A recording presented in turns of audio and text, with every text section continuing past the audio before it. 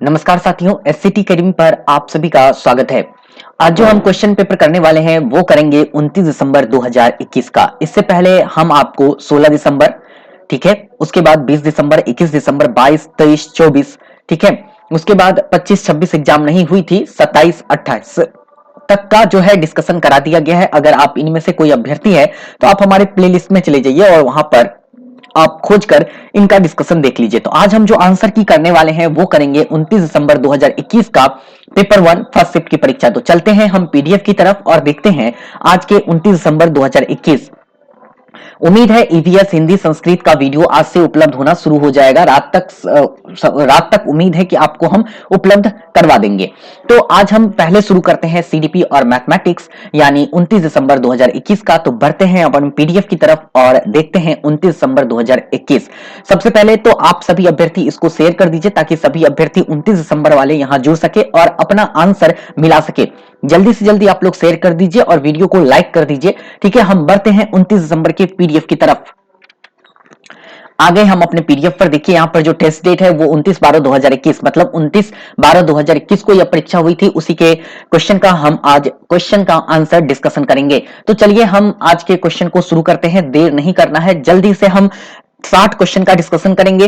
फिर अगले शिफ्ट के बच्चों को भी डिस्कशन करवाना है, मतलब अगले दिन के बच्चों का भी डिस्कशन करवाना है, 30 दिसंबर वाले का भी। तो देखते हैं क्वेश्चन नंबर 1, बालक का विकास किन क्षेत्रों में बांटा गया है। तो किन क्षेत्रों में बांटा है ये अच्छी तरीके से पेपर 1 में पेपर 1 यानी सीडीपी का पेपर 1 में हम सीडीपी के चैप्टर 1 में अच्छी तरीके से ये बात पढ़ाए हुए हैं कि बालक का विकास किन क्षेत्रों में बटा है। तो बालक का विकास जो है शारीरिक, संज्ञानात्मक, गामक और सामाजिक क्षेत्रों में बटा है। तो एक का सही आंसर होता है ऑप्शन नंबर 3। चलिए बढ़ते हैं क्वेश्चन नंबर 2 की तरफ और देखते हैं क्वेश्चन नंबर 2 जेंडर के बारे में पूछ रहा है। तो आप सभी को पता है कि जेंडर है क्या। तो सॉरी तो एक मिनट बेटा, जेंडर जो है आपका एक सामाजिक संरचनाओं द्वारा आरोपित है। तो जेंडर आपका क्या है, एक सामाजिक संरचना है। तो 2 का सही आंसर हो गया ऑप्शन नंबर 4। चलिए बढ़ते हैं क्वेश्चन नंबर 3 की तरफ, देखते हैं क्वेश्चन नंबर 3। क्वेश्चन नंबर 3 है यहां पर कि नवीन परिस्थितियों की तुलना में दूसरों से अधिक अपसारी चिंतन कर रहे हैं। अपसारी चिंतन कर रहे हैं तो यह कौन सा बुद्धि होगा, यह होगा सृजनात्मक बुद्धि। तो 3 का सही आंसर है ऑप्शन नंबर 4। चलिए बढ़ते हैं क्वेश्चन नंबर 4 की तरफ। क्वेश्चन नंबर 4 है राष्ट्रीय शिक्षा नीति 2020 सुझाती है कि कक्षा अधिगम को पाठ्य पुस्तकों तक सीमित रखने के बजाय अधिगम और शिक्षा को कहां तक रखना है, खोजबीन और समालोचनात्मक चिंतन के विकास पर केंद्रित होना चाहिए। तो 4 का सही आंसर है ऑप्शन नंबर 2। चलिए बढ़ते हैं क्वेश्चन नंबर 5 की तरफ, देखते हैं क्वेश्चन नंबर 5 अधिगम किसके द्वारा प्रभावित होता है। तो इसमें जो है सभी के द्वारा अधिगम प्रभावित होगा। तो सही आंसर होगा 5 का ऑप्शन नंबर 2। चाहे मनोवैज्ञानिक कारक हो, चाहे सामाजिक सांस्कृतिक कारक हो, विद्यालय से संबंधित हो, अध्यापक से संबंधित हो, सभी के द्वारा जो है अधिगम प्रभावित होता है। तो सही आंसर हो गया 5 का ऑप्शन नंबर 2। बढ़ते हैं क्वेश्चन नंबर 6 की तरफ और देखते हैं क्वेश्चन नंबर 6 कक्षा में विद्यार्थियों को त्योहारों को मनाने के, अपने अनुभवों को साझा करने के अवसर देना और उनके आधार पर सूचना निर्मित करने को बढ़ावा देना किसका उदाहरण है। यह आपका सामाजिक संरचनावाद का उदाहरण है। तो 6 का सही आंसर हो गया ऑप्शन नंबर 4। चलिए बढ़ते हैं क्वेश्चन नंबर 7 की तरफ और देखते हैं क्वेश्चन नंबर 7। क्वेश्चन नंबर 7 है लॉरेंस कोहलबर्ग के सिद्धांत में नैतिक तर्कना के किस चरण पर छात्र मान लेते हैं कि प्रत्येक व्यक्ति के नियम एक समान प्रकार से लागू किए जाने चाहिए और प्रत्येक व्यक्ति का निजी कर्तव्य है कि वे इसका पालन करें। तो ये वे इसका पालन करें मतलब हो गया आपका कौन सा, ये हो जाएगा आपका एक मिनट बेटा, यहां पर जो सही आंसर होगा इसका वो ये होगा कि वैसे इसका सही आंसर होना चाहिए था, सही आंसर होना चाहिए था कानून एवं व्यवस्था, लेकिन यहां पर कोई ऑप्शन में है नहीं कानून एवं व्यवस्था। तो लेकिन फिर भी हमें एक आंसर तो टिक करना है। ठीक है, तो अगर एक आंसर इसमें से टिक करें, यहां पर क्या लिखा हुआ देखिए, क्लियर लिखा है प्रत्येक व्यक्ति के नियम एक समान प्रकार से लागू किए जाने चाहिए और प्रत्येक व्यक्ति का निजी कर्तव्य है कि उस नियम का पालन करे। तो जो नियम लागू किया गया है उस नियम का पालन करें, ये आना चाहिए मेरे हिसाब से दंड एवं ये आना चाहिए कानून एवं व्यवस्था अभिमुखता के अंतर्गत, लेकिन कानून एवं व्यवस्था इस ऑप्शन में है नहीं। तो हम यहाँ पर ऑप्शन 2 लेकर चलेंगे, ऑप्शन 2 लेकर चलेंगे, सामाजिक क्रम को बनाए रखने का अभिविन्यास। वैसे वो आंसर है नहीं जो हमने आपको बताया कानून एवं व्यवस्था वाला, ये आंसर नहीं है।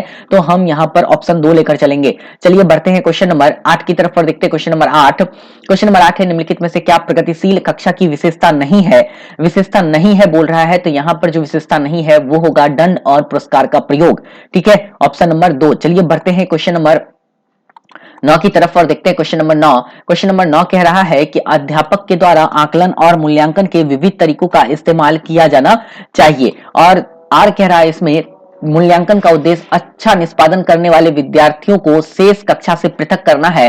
तो आर जो है ना ये आपका गलत है, आर जो है गलत है और ए जो है आपका सही है। देखिए यहाँ पर एक ही ऑप्शन में आर गलत है और ए सही है, तो 9 का जो सही आंसर हो गया वो हो गया 3। पृथक नहीं करना है, ये बात गलत लिखी हुई है। चलिए बढ़ते हैं क्वेश्चन नंबर 10 की तरफ और देखते हैं क्वेश्चन नंबर 10। क्वेश्चन नंबर 10 है वाइगोत्स्की के सिद्धांत के अनुसार सहायक खोज किसमें सहायक है। सहायक खोज की अगर बात हो रही है तो ये किसमें सहायक होगा, वह होगा सहपाठी सहयोग में। तो सही आंसर होगा 10 का ऑप्शन नंबर 3। चलिए आते हैं बढ़ते क्वेश्चन नंबर 11 की तरफ। क्वेश्चन नंबर 11 है सभी बच्चे परीक्षा में अच्छे अंक लाए यह सुनिश्चित करने के लिए बच्चों में असफलता का भय और उपलब्धि का दबाव पैदा नहीं करना चाहिए। बिल्कुल सही लिखा है। अर्थपूर्ण अधिगम हो इसके लिए महत्वपूर्ण है कि बच्चे शारीरिक और भावात्मक सुरक्षा महसूस कर सके। सही विकल्प चुनना है तो दोनों विकल्प सही है और नीचे वाला जो है आर वो ए का सही व्याख्या भी करता है। तो मेरे हिसाब से जो सही उत्तर होगा वो होगा आपका ऑप्शन नंबर 2। 11 का सही उत्तर है ऑप्शन नंबर 2। चलिए बढ़ते हैं क्वेश्चन नंबर 12 की तरफ और देखते हैं क्वेश्चन नंबर 12। पियाजे के अनुसार विकास के किस काल में बालक वस्तुओं के लिए प्रतीकों का इस्तेमाल करने लगते हैं और तार्किक मानसिक समझ उभरने लगती है। तार्किक मानसिक समझ अगर आने लगता है तो बच्चों का यह मूर्त संक्रियात्मक काल में होगा। तो सही आंसर होगा 12 का ऑप्शन नंबर 2। चलिए बढ़ते हैं क्वेश्चन नंबर 13 की तरफ और देखते हैं क्वेश्चन नंबर 13। क्वेश्चन नंबर 13 है कि हेतल घर में गुजराती बोलती है और इस भाषा को पढ़ने और लिखने में उसका प्रवाह है। उसके विद्यालय में निर्देश का माध्यम हिंदी है, वह यह भाषा नहीं जानती है। राष्ट्रीय शिक्षा नीति 2020 के अनुसार इस स्थिति में विद्यालय को क्या करना चाहिए। देखिए क्या करना चाहिए, बहुभाषावाद की संस्कृति सृजित करने के लिए सभी बच्चों को एक दूसरे की मातृभाषा का सम्मान करने के लिए कहना चाहिए। तो सही आंसर है 13 का ऑप्शन नंबर 1। चलिए बढ़ते हैं क्वेश्चन नंबर 14 की तरफ और देखते हैं 14। वह खेल जो बच्चों को दूसरों के विचारों विश्वासों और भावनाओं को समझने में सहायक होता है क्या कहलाता है, उसे हम लोग एकांकी खेल कहेंगे। तो सही आंसर है 14 का ऑप्शन नंबर 2। चलिए बढ़ेंगे क्वेश्चन नंबर 15 की तरफ। 1 मिनट 14 का एक बार और देख लेते हैं। वह खेल जो बच्चों के दूसरों के विचारों, हाँ ठीक है एकांगी खेल। आते हैं क्वेश्चन नंबर 15 की तरफ, देखते हैं क्वेश्चन नंबर 15। अनुज कक्षा 3 को पर्यावरण अध्ययन पढ़ाता है। वह हमेशा अपने विद्यार्थियों को किसी भी विषय से परिचित कराने के एकदम बाद मानस मंथन का मतलब होता है ब्रेनस्टॉर्मिंग करवाता है। यह युक्ति निम्नलिखित में से किससे सम्मिलित करेगी। रटकर सीखना बिल्कुल भी नहीं। दृष्टिकोण जानना सही है।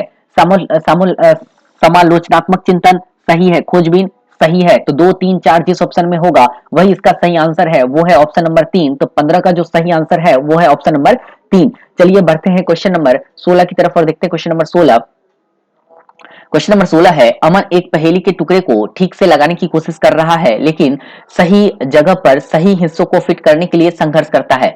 कैसे, क्या, क्यों के रूप में उनकी मां उसे संकेत करती है। लेव वाइगोत्स्की के सीखने के सिद्धांत के अनुसार सीखने की वह प्रक्रिया क्या कहलाएगी। तो सीखने की यह प्रक्रिया जो है स्कैफोल्डिंग कहलाएगी। तो सही आंसर जाएगा ऑप्शन नंबर 4 की तरफ, अधिगम के लिए पार का काम करेगी। तो 16 का सही आंसर है ऑप्शन नंबर 4। चलिए बढ़ते हैं क्वेश्चन नंबर 17 की तरफ और देखते हैं क्वेश्चन नंबर 17।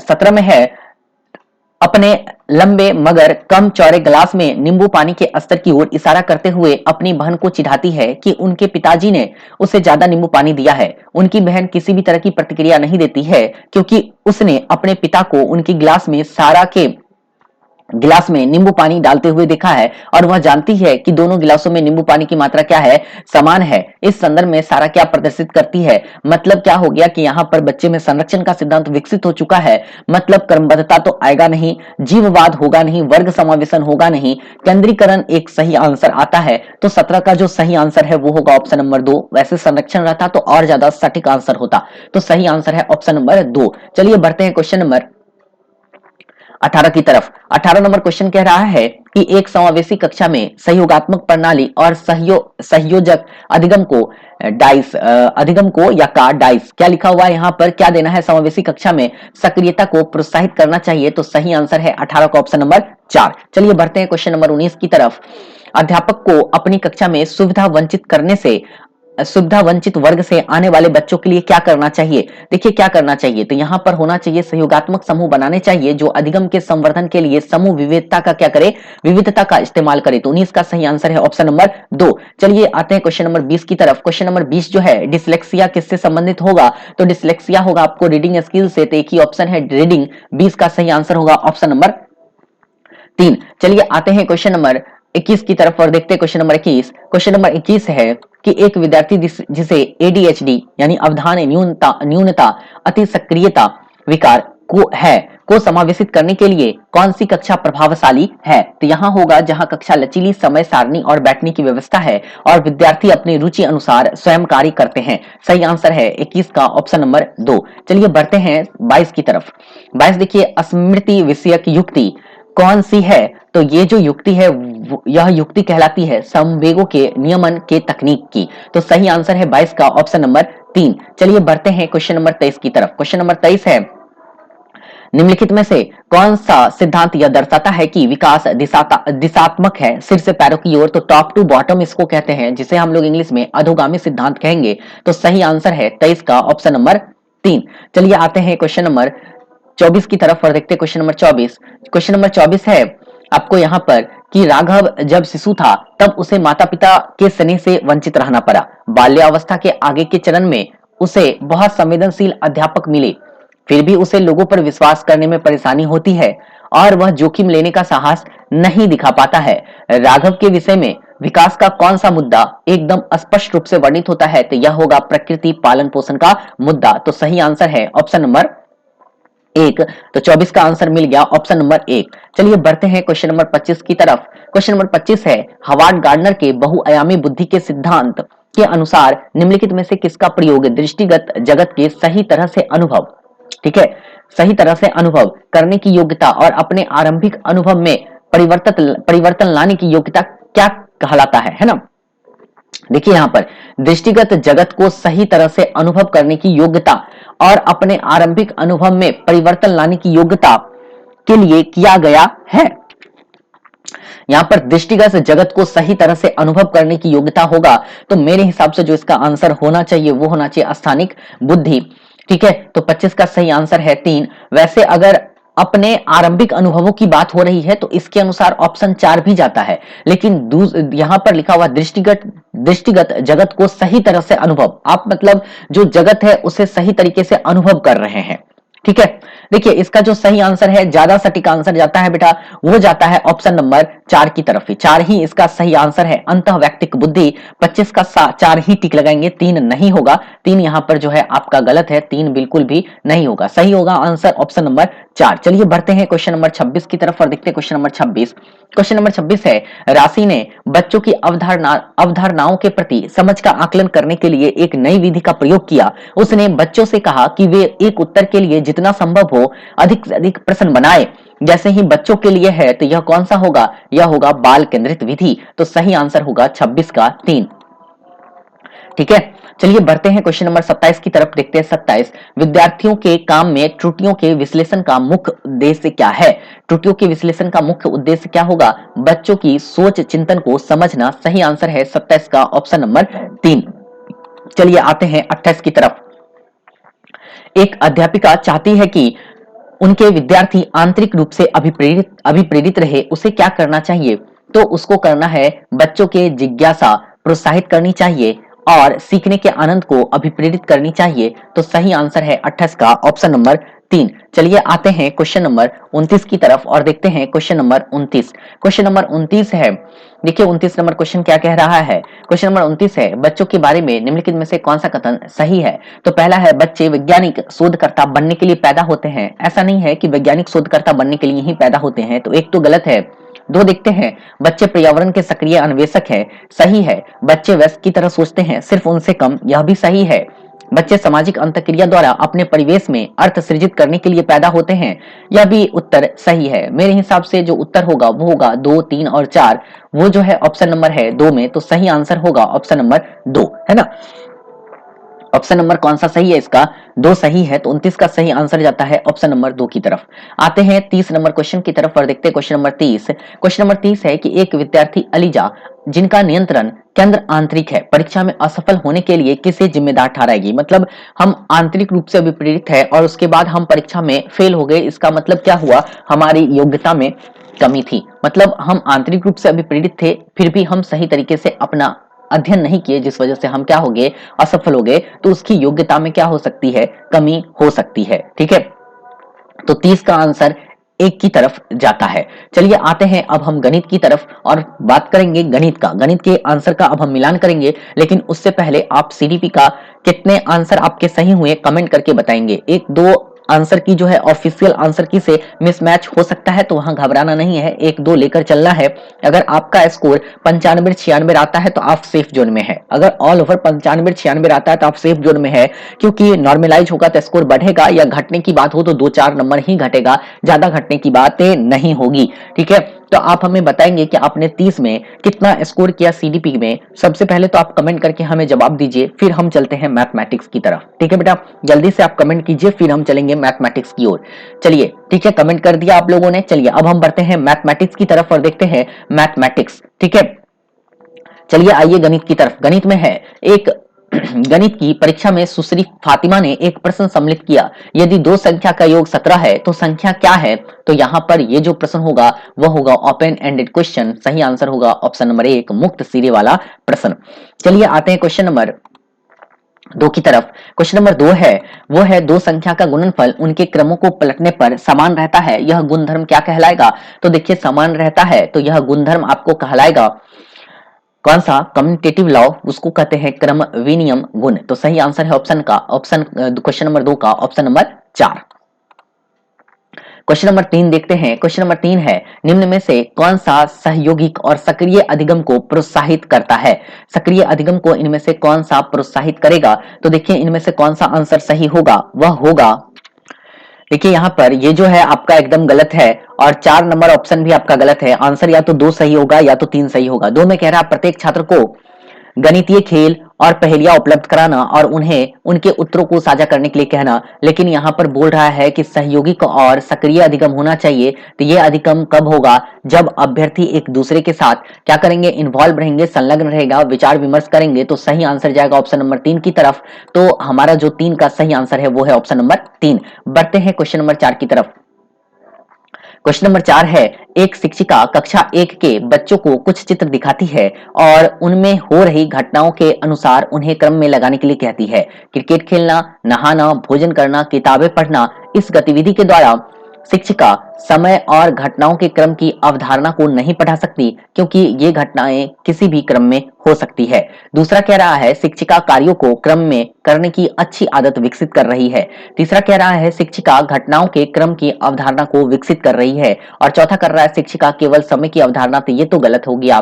तब इसमें से एक सही आंसर कौन सा होगा? वह होगा आपका ऑप्शन नंबर, सही आंसर होगा वो या तो ऑप्शन नंबर 2 होगा या ऑप्शन नंबर 3 होगा, क्योंकि बच्चे को यहाँ पर क्रम में लगाने के लिए कहते हैं कि पहले क्या करना है, फिर क्या करना है, फिर क्या करना है। इसका मतलब शिक्षिका कार्यों को क्रम में करने की अच्छी आदत विकसित कर रही है, या फिर शिक्षिका घटनाओं के क्रम की अवधारणा को विकसित कर रही है। तो मेरे अनुसार जो इसका सही आंसर जाएगा वो जाएगा ऑप्शन नंबर 2 की तरफ। तो 4 का सही आंसर होगा ऑप्शन नंबर 2। चलिए क्वेश्चन नंबर हम देखते हैं 4, 5 देखते हैं। 4 हो चुका है, 5 देखते हैं। 5 में है, एक अध्यापिका छात्रों को निम्नलिखित सवाल देती है। देखिए यहाँ पर सवाल दिया, निम्न संख्याओं के युग्मों में बड़ी संख्या पर घेरा लगाइए। 9 गुने 3 या 9 भागा 3, 9 गुने 0.3 या 9 भागा 0.3। यहाँ पर इस प्रश्नों का उपयोग अध्यापिका कर सकती है। ठीक है, तो इसका हम ऑप्शन देखते हैं। ऑप्शन क्या है वो पहले हम देखते हैं। तो इसका सही आंसर होगा, वह होगा ऑप्शन नंबर 1। इसका सही आंसर है। नैदानिक परीक्षा के रूप में इसका उपयोग दशमलव संख्याओं में गुणन और विभाजन की भ्रांतियों को संबोधित करने के लिए किया जा सकता है। सही आंसर है इसका ऑप्शन नंबर 1। चलिए बढ़ते हैं क्वेश्चन नंबर 6 की तरफ और देखते हैं क्वेश्चन नंबर 6। क्वेश्चन नंबर 6 है, गणित शिक्षण में सांप और सीढ़ी के खेल का उपयोग अत्यधिक उपयुक्त होगा। इस अवधारणाओं को विकसित करने के लिए जो संबंधित है वह डाइस से है, तो वह मुख्य रूप से होगा संख्याओं से, क्योंकि सांप और सीढ़ी में संख्या को गिनते हुए हम आगे बढ़ते हैं, इसलिए 6 का सही आंसर जाएगा ऑप्शन नंबर 1 की तरफ। क्वेश्चन नंबर 7 देखते हैं। क्वेश्चन नंबर 7 देखिए, क्वेश्चन है जो कि बनाना होगा। 7 है, ईसा के अंकल का घर उसके घर से 150 किलोमीटर की दूरी पर है। 1 लीटर पेट्रोल में वह 15 किलोमीटर चल सकती है और 1 लीटर पेट्रोल 95 रुपए का है। उसके पास 2500 रुपए है। यदि वह कार से अपने अंकल के घर जाती है और जरूरत के हिसाब से पेट्रोल भरवाकर वापस भी आती है तो उसके पास कितने रुपए बचेंगे। देखिए 2500 रुपए की बात हो रही है। सबसे पहले तो आप ये देखिए कि घर कितना किलोमीटर है, वो है 150 किलोमीटर, और 1 लीटर में कार कितना किलोमीटर जाती है, वह जाती है 15 किलोमीटर। तो इसका मतलब 15 किलोमीटर में उसको 1 लीटर तेल चाहिए, तो 150 किलोमीटर जाने में उसे कितना तेल चाहिए। आसान आसान सा सवाल है, 10 लीटर तेल चाहिए। 10 लीटर तेल चाहिए ना, एकदम चाहिए 10 लीटर, क्योंकि 1 लीटर में आप 15 जाते हैं तो 10 लीटर में आप 150 किलोमीटर चले जाएंगे। अब 150 किलोमीटर जाने के लिए 10 लीटर पेट्रोल की जरूरत है। अब 1 लीटर का दाम कितना, 95 रुपया है, तो 10 लीटर का दाम आपके पास निकल कर कितना आएगा, वो आएगा 950 रुपया। यही आएगा 950। अब यहाँ पर आप ध्यान से देखिए, 2500 में से 950 रुपया खर्च कर दिए तो इसके पास कितने रुपए बचेंगे, वह बचेंगे आपको 1550 रुपए। तो सही आंसर होगा 1550 रुपए, और यहाँ इसका जो सही आंसर है वह है ऑप्शन नंबर 2। तो 7 का सही आंसर है ऑप्शन नंबर 2। चलिए बढ़ते हैं अगले क्वेश्चन की तरफ।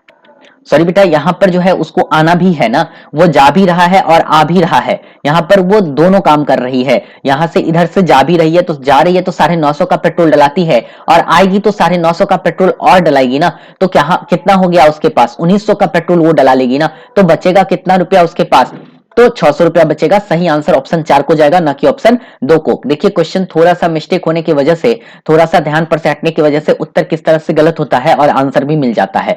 7 का सही आंसर जाएगा ऑप्शन नंबर 4 की तरफ। चलिए बढ़ते हैं क्वेश्चन नंबर 8 की तरफ और देखते हैं क्वेश्चन नंबर 8। क्वेश्चन नंबर 8 है, एक ईंट जिसकी लंबाई 20 सेमी और चौड़ाई 10 सेमी और मोटाई कितना है, 5 सेमी है, की कीमत 4 रुपया है। प्रवीण एक दीवार बनाना चाहता है जिसकी विमाएं इस प्रकार है, 1 मीटर ऊंचा, 1 मीटर लंबा, 5 सेंटीमीटर मोटा।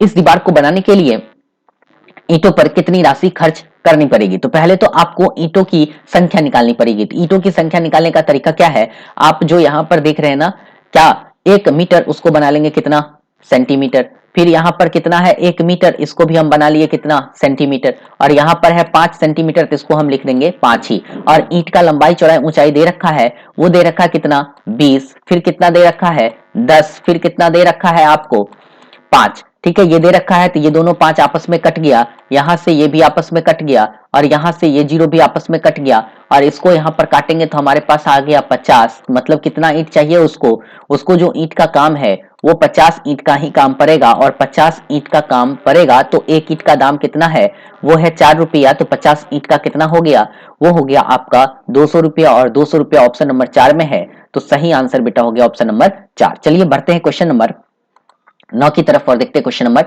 9। क्वेश्चन नंबर 9 देखिए क्या कह रहा है। क्वेश्चन नंबर 9 है यहाँ पर कि एक घनाभाकार बक्सा 14 सेमी लंबा, 11 सेमी चौड़ा, 8 सेमी ऊंचा है। इस घनाभाकार बक्से की भुजा 11 सेमी है। घनाभाकार बक्से की भुजा देखिए 11 सेमी है। एक घनाभाकार है, एक घनाकार है। यहाँ पर एक घनाभाकार बक्सा 14 सेमी लंबा, 11 सेमी चौड़ा और 8 सेमी ऊंचा है। एक घनाकार बक्से की भुजा 11 सेमी है। नेहा बक्सों में 1 सेमी भुजा वाले घन पैक करना चाहती है। घनाकार बक्सों में पैक किए जा सकने वाले घनों की संख्या घनाभाकार बक्से में पैक किए जाने वाले घनों की संख्या से कितना अधिक होगा। यहाँ पर देखिए पहले तो आप इसका निकाल लेंगे आयतन। तो जब आप इसका आयतन निकालेंगे ना, यहाँ पर 14 गुने 11 गुने 8 इसका आयतन निकाल लेंगे, और उसके बाद इसका भी आयतन निकाल लेंगे, 11 गुने 11 और गुने 11। इस दोनों का आयतन निकालेंगे। तो पहले का जब आप गुना करेंगे ना, तो आपके पास जो आयतन निकल के आएगा ना, वह आएगा 1232। ठीक है, आप गुना करेंगे तो ये आएगा 1232, और जब आप इसको गुना करेंगे तो इसका गुना आएगा 1331। अब बोल रहा है कितना अधिक है, तो दोनों को आपस में क्या करेंगे, हम घटा देंगे, और जैसे ही घटाएंगे तो आपके पास घटाने के बाद कितना आएगा, 99 आएगा। इसको ऊपर घटाना है, ऐसे ये ऊपर रखना है, इसको नीचे रखना है, तो घटाएंगे तो 99 आएगा, और 99 है ऑप्शन नंबर 2 में। तो सही आंसर है ऑप्शन नंबर 2। चलिए क्वेश्चन नंबर 10 की तरफ देखते हैं। 10 क्या कह रहा है। क्वेश्चन नंबर 10 है, एक स्कूल में कुल विद्यार्थियों का 4/7 भाग लड़कियां हैं और शेष लड़के हैं। यदि लड़कियों की संख्या लड़कों की संख्या से 211 ज्यादा है तो स्कूल में लड़कों की संख्या कितनी है। देखिए यहाँ पर हम अभ्यर्थियों की कुल संख्या जो है यहाँ पर हम मान लेते हैं x, ठीक है। और गर्ल्स जो हो गया, ये एक मिनट बेटा, गर्ल्स जो हो गया वो हो गया x का 4/7, ये क्या है आपका गर्ल्स है, ठीक है। 4/7 कितनी होगी, लड़कियां होगी, और शेष बोल रहा है क्या है, लड़के हैं। तो आप बाकी बॉयज कितने कितने होंगे, x में से हम जैसे ही घटाएंगे तो ये तो हमारा बॉयज होगा, लेकिन हम यहाँ नहीं करते हैं, यहाँ से देख लेते हैं। यदि लड़कियों की संख्या लड़कों की संख्या से 211 ज्यादा है, 211 ज्यादा है, चलिए हम घटा के ही करते हैं, शेष भाग लड़के हैं तो टोटल स्टूडेंट कितना माने थे x, x में से हम लड़कियों की संख्या को घटा देते हैं। चलिए लड़कियों की संख्या को घटाते हैं, तो जैसे ही आप घटाएंगे तो आपके पास लड़कों की संख्या आ जाएगी 3x/7। लड़कियों की संख्या आपके पास कितना आया था, वो आया था 4x/7। यहां तक क्लियर हो गया। अब आपको क्लियर हो गया ना कि लड़कियों की संख्या जो है यहां पर वह कुल विद्यार्थियों का 4/7 है और शेष भाग लड़के हैं। तो जब लड़कियां इतना है तो लड़के कितना है, लड़के इसमें से हम घटा देंगे लड़कियों की संख्या, और जैसे ही हमने घटाया तो हमारे पास लड़की की संख्या कितना आया, 3x/7। अब आप देखिए इस सवाल को कैसे हल करेंगे। यहां पर बोल रहा है यदि लड़कियों की संख्या लड़कों की संख्या से 211 ज्यादा है, यहां पर देखिए लड़कियां 211 ज्यादा है, मतलब क्या हुआ कि लड़कियां 211 ज्यादा है, तो लड़कियों की संख्या में से अगर हम लड़कों की संख्या को घटाएंगे तो हमारे पास कितना आएगा, वो आएगा 211। और जैसे ही आप इस प्रॉब्लम को सॉल्व करेंगे तो आपका उत्तर निकल कर आएगा 1477। तो सही आंसर होगा आपका 10 नंबर का 4 नहीं सही है, 4 आपका गलत है आंसर। इसका जो सही आंसर होगा वो क्या होगा वो बता रहे हैं। तो इसको जब आप हल करेंगे ना तो x का मान आपके पास आ जाएगा 1477, लेकिन x का मान आपको नहीं देना है। यहाँ पर किसका मान पूछ रहा है आपसे, क्वेश्चन में देखिए स्कूल में लड़कों की संख्या कितनी पूछ रहा है, और लड़कों की संख्या यहाँ पर कितना है, देखिए यहाँ पर जो लड़कों की संख्या है ना वो है आपका कितना, वो है आपका 3x/7। तो इसमें हम करेंगे कितना, 1477, और 1477 जैसे ही करेंगे ना तो आपके पास जो उत्तर आएगा वो आएगा 633। तो सही आंसर है ऑप्शन नंबर 2। तो 10 का सही आंसर है ऑप्शन नंबर 2। इसको काटेंगे तो लड़कों की संख्या निकल जाएगी, और पूछ रहा है लड़कों की संख्या कितनी है, तो लड़कों की संख्या है 633। चलिए हम बढ़ते हैं क्वेश्चन नंबर 11 की तरफ। क्वेश्चन नंबर 11 है, मनप्रीत के पास अच्छी गणितीय तर्कना है, इसके पास होगी, देखिए इसके पास और क्या हो सकता है, तो इसके पास होगा तार्किक और व्यवस्थित रूप से सोचने की क्षमता। सही आंसर होगा 11 का ऑप्शन नंबर 1।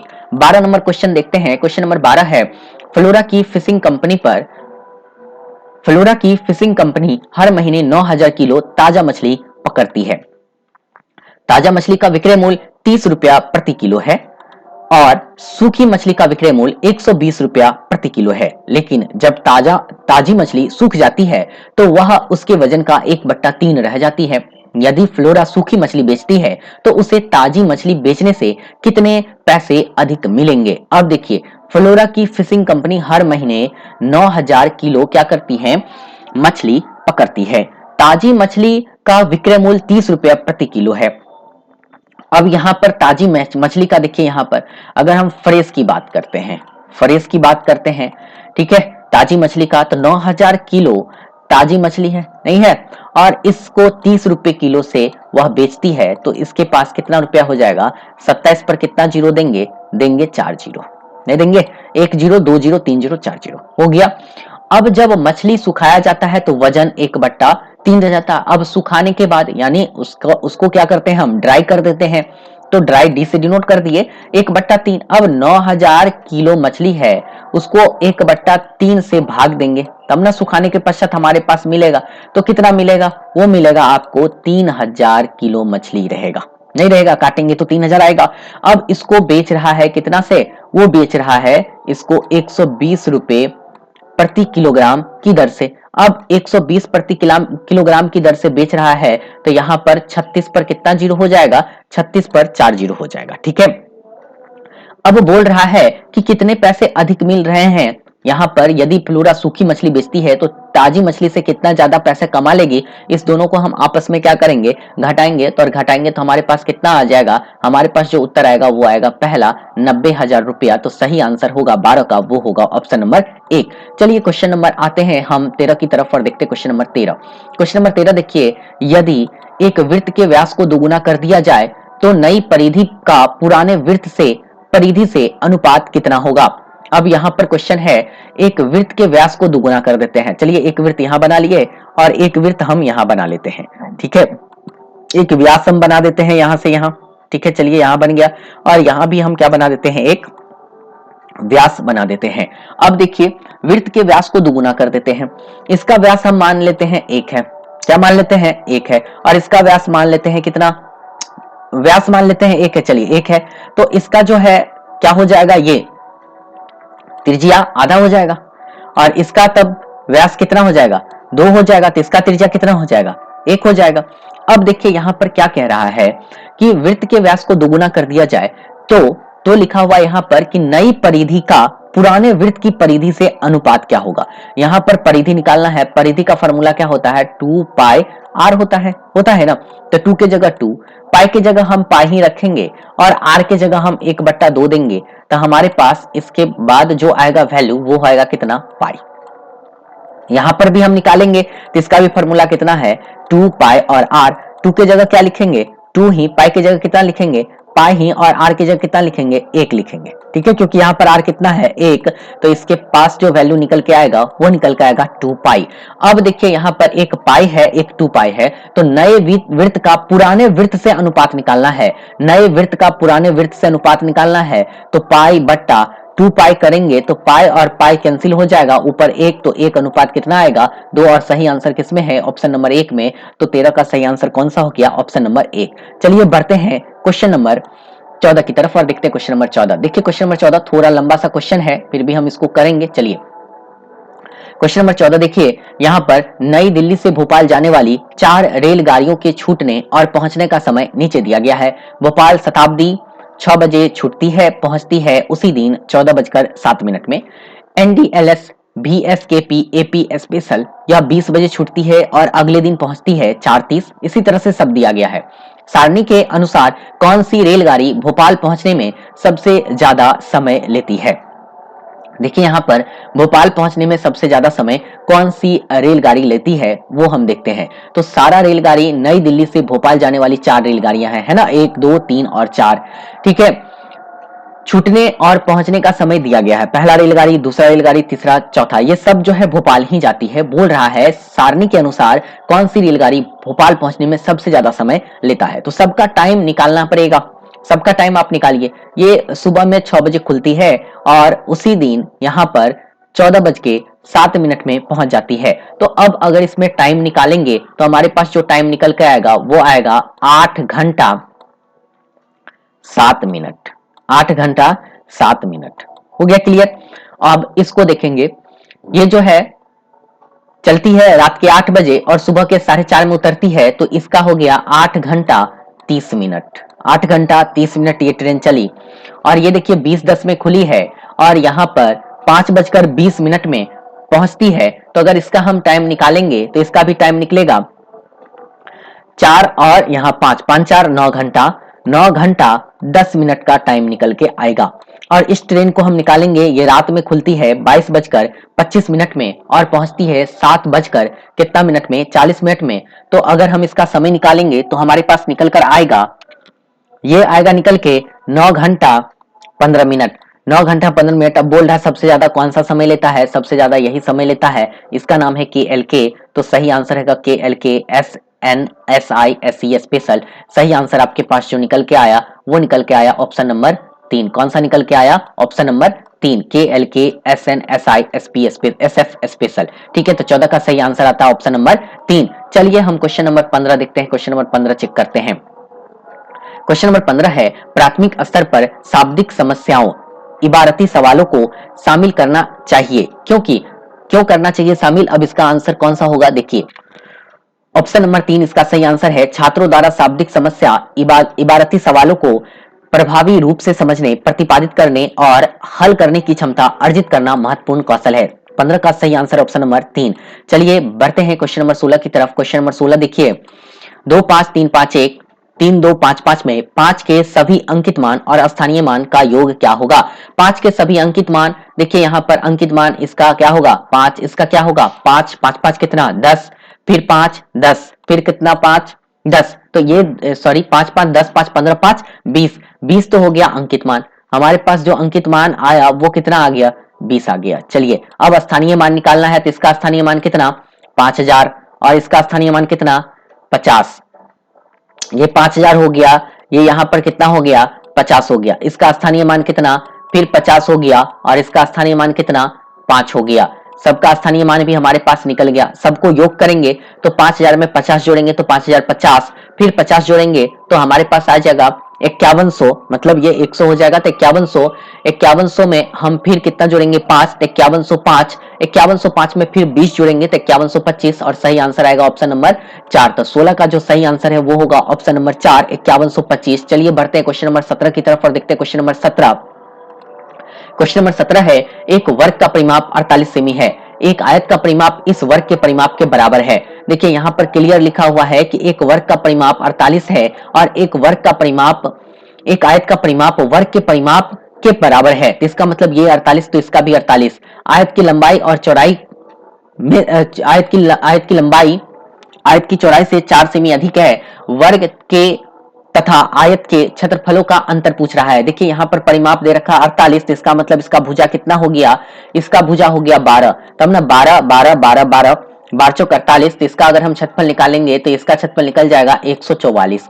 अब यहाँ पर क्लियर लिखा हुआ है इसका परिमाप जो है वो 48 है, तो 48 तो परिमाप दे रखा है। और एक बात यहाँ पर ये क्लियर लिख दिया है कि आयत की लंबाई आयत की चौड़ाई से कितना अधिक है, 4 ही अधिक है, तो 4 अधिक कर दिए और आयत की चौड़ाई को x मान लिए। इसको हल करेंगे तो इसको काटेंगे तो हमारे पास आ जाएगा 24, इधर काट दिए तो हमारे पास कितना आ जाएगा 24, उधर करेंगे तो हमारे पास 2x और प्लस का कितना आएगा 4, इधर घटाएंगे तो हमारे पास आएगा 20 बराबर कितना 2x, और x का जो मान आएगा वो हमारे पास कितना निकल के आएगा 10 निकल के आएगा। तो इसका मतलब चौड़ाई हो गया 10 और लंबाई हो गया कितना 14, और इसको जब हम करेंगे गुना तो कितना क्षेत्रफल निकल के आएगा 140। तो बोल रहा है दोनों का अंतर क्या होगा क्षेत्रफल का, तो सही आंसर होगा ऑप्शन नंबर 4। मिल गया 17 का जो सही आंसर है वो है ऑप्शन नंबर 4। चलिए बढ़ते हैं क्वेश्चन नंबर 18 की तरफ, देखते हैं क्वेश्चन नंबर 18। क्वेश्चन नंबर 18 कह रहा है 1 किलोमीटर का 2/5वां भाग, 1 किलोमीटर मतलब 1000 हो गया, इसका 2/5वां भाग बोल रहा है निकालने। काटेंगे तो यहाँ पर हमारे पास आएगा 200, 200 दूना कितना 400, सही आंसर हो गया ऑप्शन नंबर कौन सा 2, तो 14 का सही आंसर है ऑप्शन नंबर 2। चलिए क्वेश्चन नंबर 19 की तरफ बढ़ते हैं और देखते हैं क्वेश्चन नंबर 19। क्वेश्चन नंबर 19 है, निम्नलिखित कथनों पर विचार करें और सही विकल्प का चयन करें। कथन 1 लिखा हुआ यहाँ पर कि मानदंड संदर्भित आकलन विद्यार्थियों का किसी मापदंड के आधार का मूल्यांकन करना है। ठीक है, मानदंड संदर्भित आकलन विद्यार्थियों का किसी मापदंड के आधार का मूल्यांकन करना है। और बी है मानक संदर्भित आकलन नैदानिक परीक्षण और उपचारात्मक शिक्षण में उपयोगी है। दोनों कथन सही है, तो हम यहाँ पर लेंगे कथन 1 और कथन 2, दोनों क्या है सही है। सही आंसर जाएगा ऑप्शन नंबर 2 की तरफ। चलिए आते हैं क्वेश्चन नंबर 20 की तरफ और देखते हैं क्वेश्चन नंबर 20। क्वेश्चन नंबर 20 है, निम्नलिखित विशेषताओं वाली गुप्त संख्या को ढूंढना है। यहाँ पर देखिए गुप्त संख्या को ढूंढेंगे, उनमें 3 अंक है, ये बात पता है। वह 2, 3 और 7 से विभाजित हो सकती है लेकिन 5 से नहीं, ये बात क्लियर है। चेक कीजिए, 2 से विभाजित होगी 3 से विभाजित होगी 6 2 8 और 8 8 4 कितना 12, 3 से विभाजित होगी। क्या 7 से विभाजित होगी, तो 7 छक 42 और 4 2 7 छक 42, ये तो विभाजित होगी लेकिन 5 से नहीं होगा। 5 से ये हो रहा है तो ये खत्म हो गया कहानी। 3 1 4 और 4 2 6, ये 2 से विभाजित नहीं होगा, कहानी खत्म। चलिए हमारे पास 1 और 3 ऑप्शन निकल के आया, लेकिन इसको 7 से चेक कीजिए, क्या यह 7 से विभाजित हो रही है। 7 इकाई 7 7 इकाई 7 और नहीं 7 से विभाजित ये हो ही नहीं रही है, तो ये भी कट गया। आंसर तो हमारे पास एक ही निकल के आया, वो निकल के आया 462। बाकी पढ़ना भी नहीं पढ़ा। देखिए यहाँ पर लिखा है यह सबसे छोटी 3 अंकीय संख्या है जिसमें दी गई संख्या की विशेषता है और इससे पहले और आखिरी अंक का जोड़ बीच के अंक के बराबर भी होता है। देखिए हो गया, क्लियर है ना। चलिए 20 का सही आंसर हो गया ऑप्शन नंबर 1। बढ़ते हैं क्वेश्चन नंबर 22 की तरफ। गणितीय भाषा सहायक होती है। गणितीय भाषा किसमें सहायक होती है?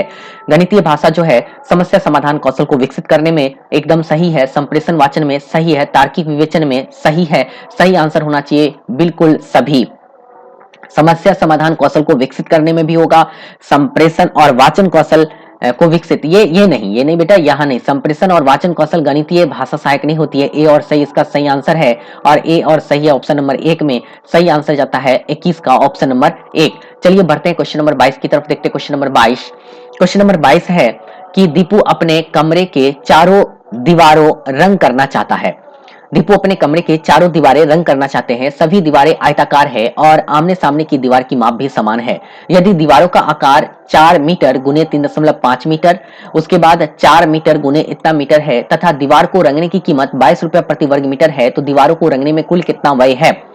चारों दीवारों मतलब क्या? 4 दीवार है, मतलब यहाँ पर 1 मिनट क्लियर कर देते हैं आपको। यहाँ पर हमारे पास है 4 गुने 3.5 और ऐसा वाला इसके पास 2 दीवार होगा ना, आमने और सामने। उसी तरह 4.5 माप का दीवार है गुने 3.5 और ऐसा वाला भी इसके पास कितना दीवार है? 2। यही सबको ना रंगना है। चलिए ऊपर वाले को अगर हम करेंगे तो हमारे पास आ जाएगा कितना? 28 और नीचे वाले को जब हम करेंगे तो हमारे पास कितना निकल के आएगा? 31.5 निकल के आएगा। यहाँ पर जब हम इस दोनों को जोड़ेंगे तो हमारे पास जो एरिया निकल के आएगा वो निकल के आएगा 59.5 सेंटीमीटर। मीटर में है तो मीटर स्क्वायर हमारे पास एरिया निकल के आएगा और 22 प्रति वर्ग मीटर की दर से लेता है, तो इसको हम गुना कर देंगे किससे? 22 से। जैसे ही जब हम इसको गुना करेंगे 22 से तो हमारे पास जो उत्तर निकल के आएगा वो निकल के आएगा 1309 रुपया। आप गुना करके देखेंगे तो आपको आ जाएगा 1309 रुपया। ठीक है बेटा, तो सही आंसर हो गया 22 का ऑप्शन नंबर 3। चलिए बढ़ते हैं क्वेश्चन नंबर 23। कोठारी आयोग 1964-66 के अनुसार, देखिए कोठारी आयोग 1964-66 के अनुसार क्या सही है उत्तर, वो देखते हैं। इसका जो सही आंसर है वो है ऑप्शन नंबर 2, गणित छात्रों में विश्लेषणात्मक तर्क, चिंतन, आत्मविश्वास और मनोभाव को विकसित करता है। तो इसका सही आंसर है ऑप्शन नंबर 2। चलिए बढ़ते हैं क्वेश्चन नंबर 24 की तरफ और देखते हैं क्वेश्चन नंबर 24। देखिए 24 क्वेश्चन क्या कह रहा है। क्वेश्चन नंबर 24 है कि कक्षा 5 का विद्यार्थी मनोज माया के घर से दूध लेने गया, जो उसके घर से उत्तर दिशा में 500 मीटर की दूरी पर है। देखिए ये दिशा वाला प्रश्न है, तो पहले तो हम एक यहाँ पर चित्र बना लेते हैं ताकि आपको समझने में चीजें आसानी होगी। चलिए उत्तर दिशा की तरफ हम लोग बढ़ेंगे। यहाँ पर एक हो गया, यहाँ पर एक हो गया। ठीक है, अगर हम देखा जाए यहाँ पर अगर हम देखें तो ऊपर वाला होता है नॉर्थ, नीचे वाला होता है साउथ, इधर वाला होता है ईस्ट और इधर वाला जो होता है वेस्ट। अब देखिए यहाँ पर पहले क्वेश्चन पढ़ लेते हैं। उत्तरी दिशा में 500 मीटर दूरी पर है। घर वापस आने के बाद वह स्कूल गया, जो उसके घर के पूरब दिशा में 1 किलोमीटर पर है। स्कूल में उसे दोनों स्थानों का रास्ता बनाने के लिए कहा गया। उसने कागज पर सबसे पहले एक बिंदु बनाकर एच नाम दिया, जो उसके घर को दिखाता है। फिर उसने माया के घर के लिए एम और स्कूल के लिए एस बिंदु बनाया। इनमें से सबसे उपयुक्त प्रदर्शन कौन सा है?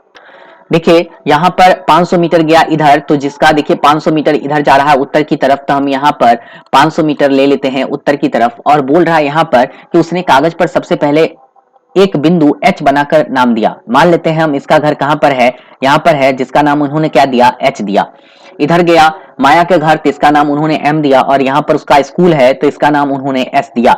अब बोल रहा है निम्न में से कौन सा कथन सही है? बोल रहा है एस बिंदु एच और एम बिंदु के बीच में है। ऐसा नहीं है, ये कथन पहला गलत है। चलिए दूसरा है एस बिंदु को एच बिंदु के दाईं ओर बनाया जाता है। एस बिंदु को एच बिंदु के दाईं ओर बनाया जाता है, एकदम सही है। जिसकी दूरी एच एम से दुगुनी है, जिसकी दूरी एच एम से दुगुनी है, यही कथन मेरे हिसाब से सही है। तो सही आंसर है 2। वैसे देख लेते हैं बाकी ऑप्शन भी। एस बिंदु को एच बिंदु के दाईं ओर बनाया जाता है, जिसकी दूरी एच एम के बराबर है। एच एम के बराबर बिल्कुल नहीं है। एस बिंदु एच दूरी के नीचे बनाया जाता है, एस बिंदु एच के नीचे बनाया जाता नहीं है, ये भी गलत है। तो सही आंसर जाता है ऑप्शन नंबर 2 की तरफ। तो 24 का जो सही आंसर है वो है ऑप्शन नंबर 2। चलिए बढ़ते हैं क्वेश्चन नंबर 25 की तरफ, देखते हैं question number 25। which one of the following is not related to the development of number sense? देखिए यहाँ पर जो नहीं होना चाहिए वो कौन सा होगा? वो होगा आपका ईगो सेंट्रिज्म। सही आंसर है 25 का, एक आत्म केंद्रीयता। चलिए बढ़ते हैं क्वेश्चन नंबर 26 की तरफ। निम्नलिखित में से कौन सा चरण बच्चों के प्रतिमान पैटर्न के अवधारणा विकसित करने का सबसे उच्चतम चरण की बात हो रही है? तो सबसे उच्चतम होगा सृजन करना ही, ये सबसे उच्चतम होगा। सही आंसर होगा ऑप्शन नंबर 2। चलिए 27 नंबर देखते हैं। निम्नलिखित में से कौन सा कथन गणित की प्रकृति के बारे में सही नहीं है बोल रहा है? तो सही नहीं है वो कौन सा होगा? इसमें से जो सही आंसर है वो होगा गणित भाषा अच्छी तरह से परिभाषित और स्पष्ट है। ठीक है, तो यही जो है सही नहीं है। बाकी यह दिक् स्थान परिमाण और माप का विज्ञान है, सही है। गणित में सभी प्रमेय और अभिगृहित प्रमाणित तथ्य है। ठीक है, गणित ज्ञान सटीक व्यवस्थित और तार्किक है। गणितीय भाषा अच्छी तरह से परिभाषित और स्पष्ट है। ऐसा बात, हाँ ये बात तो आपका आंसर अगर देखा जाए तो यहाँ पर ये आंसर तो नहीं आएगा। 2 तो एकदम सही है, सही आंसर होना चाहिए 3। गणित में सभी प्रमेय और अभिगृहित प्रमाणिक तथ्य है। सभी प्रमेय तो प्रमाणित है, अभिगृहित अपने आप में स्वयं प्रमाणित है, प्रमाणित तथ्य नहीं होनी चाहिए। मेरे हिसाब से सही आंसर है 3। एक तो सही है, सभी गणित की भाषा अच्छी तरह से परिभाषित और स्पष्ट भी है। क्या स्पष्ट है बताइए। इसका वैसे ऑफिशियल आंसर के आने के बाद आप लोग जरा इसका कमेंट करके बताइएगा तो क्या आंसर सही होना चाहिए। मेरे अनुसार आंसर 2 भी ठीक लग रहा है, परिभाषित और स्पष्ट के बारे में बोल रहा है, सही नहीं है पूछ रहा है, और 3 भी हमको सही लग रहा है क्योंकि अभिगृहित जो है वो प्रमाणित अपने आप में है। ठीक है, प्रमेय तो प्रमाणित है ही लेकिन अभिगृहित भी अपने आप में प्रमाणित है। वैसे आप लोग जरा कमेंट करके बताइए तो इसका आंसर 2 सही है या 3 सही है। ठीक है, मेरे अनुसार से 2 और 3 में से कोई हो सकता है, ऑफिशियल आंसर की आने के बाद क्लियर होगा। ठीक है, चलिए बढ़ते हैं हम क्वेश्चन नंबर 21 की तरफ। 21 नहीं 27 तक तो हम लोग कर लिए ना, 28 की तरफ बढ़ेंगे ना। आते हैं क्वेश्चन नंबर 28। 28 है, एक कक्षा 2 के छात्र को जब 56 प्लस 42 को हल करने के लिए कहा गया तो उसने इस प्रकार से हल करता है। देखिए यहाँ पर कैसे हल किया। 56 प्लस 42 बराबर 50 प्लस 40 प्लस 6 बराबर 90 प्लस का 8। एक गणित अध्यापक के रूप में आपकी इस छात्र के प्रति क्या प्रतिक्रिया हो। इसका जो सही आंसर है वो है ऑप्शन नंबर 2, छात्र की प्रशंसा करे कि उसने प्रश्न को हल करने के लिए वैकल्पिक रणनीति का उपयोग किया क्योंकि इससे रचनात्मक और आलोचनात्मक चिंतन में क्या होती है, वृद्धि होती है। चलिए बढ़ते हैं क्वेश्चन नंबर 29 की तरफ और देखते हैं क्वेश्चन नंबर 29। निम्न में से कौन सा गणितीय प्रतिक्रियाएं नहीं है, तो मेरे हिसाब से जो सही आंसर है वो है अनुकूलन। 29 का जो सही आंसर है वो है आपका कौन सा, 1 नंबर अनुकूलन। चलिए आते हैं क्वेश्चन नंबर वैन हीले की तरफ, और वैन हीले का बोल रहा है ज्यामितीय क्रम कौन सा सही है। तो सबसे पहले हम पहचान करते हैं, फिर विश्लेषण करते हैं, फिर संबंध बनाते हैं, फिर निगमन करते हैं और लास्ट में दृढ़ता यानी स्वयं सिद्धता वाला होता है बात। तो सही आंसर है आपका ऑप्शन नंबर 1। इसका सही उत्तर है, तो 30 का सही आंसर जाता है ऑप्शन नंबर 1। चलिए गणित का जो है आज 30 क्वेश्चन हम एक्सप्लेनेशन कर लिए। जल्द जो है हम अगले 30 दिसंबर वाले का भी एक्सप्लेनेशन करेंगे। आप हमें कमेंट करके बताइएगा कि गणित में आप 30 में से कितना अंक लाएं। आज गणतंत्र दिवस भी है, तो आप सभी अभ्यर्थी को गणतंत्र दिवस की ढेर सारी शुभकामनाएं। आज के दिन में हमारा देश जो है वो गणतंत्र हुआ था। ठीक है बेटा, तो आज हम यह वीडियो यहीं पर खत्म करते हैं, मिलते हैं पुनः अगले वीडियो में। तब तक के लिए आप सभी का बहुत बहुत धन्यवाद। उम्मीद करते हैं आप लोग खुश होंगे, सुरक्षित होंगे और परिवार के साथ एकदम मस्त होंगे।